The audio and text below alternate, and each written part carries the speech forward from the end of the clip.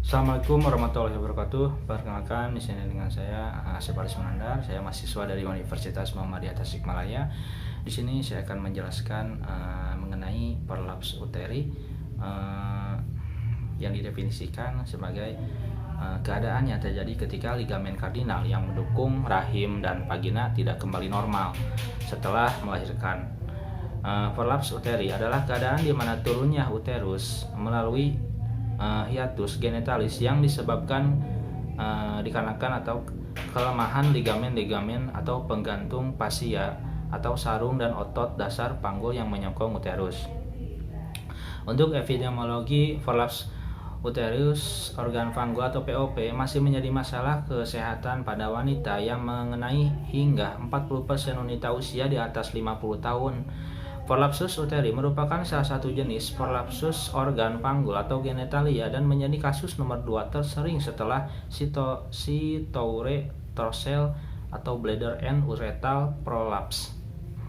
Untuk tanda gejala, di sini ada keratinisasi mukosa vagina dan portia uteri, dikubitus, hipertrofi cervix uteri, gangguan miksi dan stres, infeksi saluran kencing, infertilitas, gangguan vartus, hemoroid, dan inkarsersi usus. Untuk faktor risiko, prolaps uteri terdapat dalam berbagai tingkat dari yang paling ringan sampai prolapsus uteri totalis, terutama akibat persalinan, khususnya persalinan per vagina yang susah dan terdapat kelemahan-kelemahan ligamen yang tergolong dalam fascia endopelviks dan otot-otot serta fascia-fascia dasar panggul. Juga dalam keadaan tekanan intraabdomal yang meningkat dan kronik akan memudahkan penurunan uterus apabila tonus otot-otot mengurang seperti pada penderita dalam menopause. Untuk data fokus, di sini data subjektif mencakup perasaan ansietas, ketidaknyamanan fisik atau stres mental. Untuk data objektif, di sini ada pengumpulan data dari sumber sekunder merupakan pengamatan atau pengukuran yang dibuat oleh pengumpul data. Diagnosa keperawatan, di sini ada cemas berhubungan dengan ketidaknyamanan, ketidaktahuan yang diderita, nyeri akut perut berhubungan dengan penurunan uterus, dan gangguan mobilitas fisik berhubungan dengan potensial ulkus dikubitus. Intervensi, cemas berhubungan dengan pengetahuan klien dengan masalah yang diderita. Yang pertama, intervensi ada kaji tingkat kecemasan pasien, jelaskan prosedur, pasien mengerti apa tindakan yang akan dilakukan pada dirinya, pasien lebih tenang dalam menghadapi suatu masalah, dukungan dari keluarga untuk mengurangi tingkat kecemasan.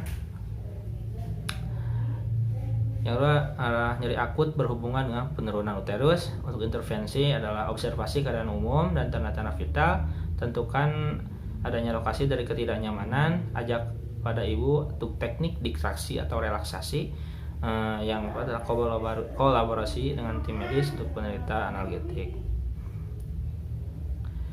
Untuk gangguan mobilitas fisik yang berhubungan dengan potensial ulkus dikubitus, intervensinya itu yang pertama, jelaskan hasil pemeriksaan kepada si ibu, dilakukan persiapan operasi uterus, yang ketiga lakukan pemeriksaan sitologi biopsi. Untuk implementasi yang dilakukan adalah intervensi dilakukan kasus berdasarkan prosedur yang lazim. Pengamatan yang telah dilakukan secara cermat tepat sesuai dengan kriteria dan evaluasi yang telah ditetapkan.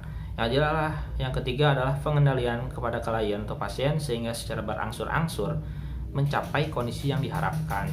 Untuk evaluasi, pasien tidak merasa cemas dengan keadaannya.